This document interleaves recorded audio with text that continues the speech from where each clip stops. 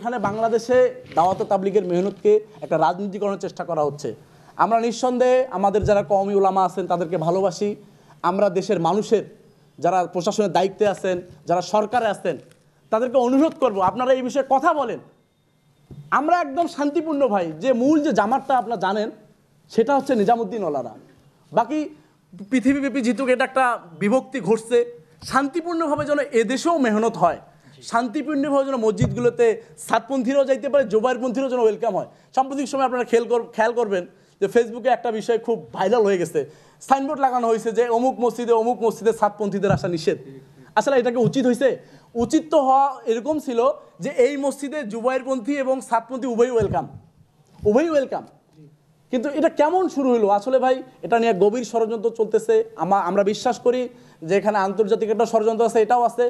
আপনারা যারা এদেশের যারা সচেতন নাগরিক আছেন, জাতির বিবেক আছেন, এটা নিয়ে কথা বলেন এবং সরকারের যারা দায়িত্বে আছেন তারা এটাকে শক্তভাবে দমন করেন, উভয় পক্ষ নিয়ে শক্তভাবে বসেন।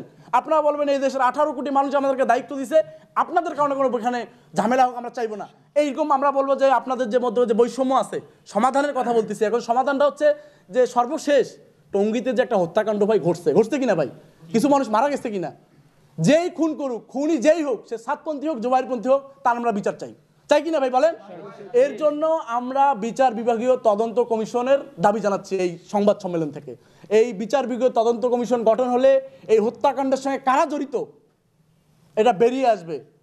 ডক্টর ইউনূস সাহেব সহ সরকারের উপদেষ্টাগণের দৃষ্টি আকর্ষণ করতেছি, আপনারা খুব দ্রুত সময়ের মধ্যে এই উভয় পক্ষকে নিয়ে বসে খুব শক্তভাবে উভয় পক্ষকে ডিল করেন এবং এটার যে বৈষম্য যে সরকার করে গেছে, যে বৈষম্যটার কারণে আজকে যে ঝামেলাটা হচ্ছে কাকরাইল মসজিদ এবং ইজতেমা মাঠকে কেন্দ্র করে, এইটার কারণে কিন্তু ঝামেলা।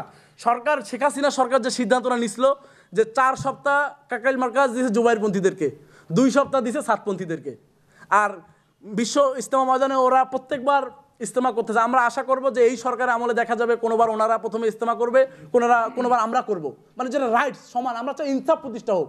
আমরা ততক্ষণ পর্যন্ত সরকারের উপরে বলতে আমরা ততক্ষণ পর্যন্ত আপনাদের সাথে থাকবো যতক্ষণ আপনারা বৈষম্যের বিরুদ্ধে থাকবেন এবং ইনসাফের পক্ষে থাকবেন। যখন দেখবো যে আপনারা বৈষম্যের পক্ষে এবং ইনসাফের বিরুদ্ধে গেছেন, তো তখন প্রয়োজনে আমরা আবারও রাজপথে নামবো। এই দেশের মানুষ বৈষম্য সহ্য করবে না। মানুষ এই বিষয়ে সচেতন। এখন মানুষ কারো রক্তচক্ষুকে পরোয়া করে না। আমরা বুলেটের সামনে দাঁড়াইছি।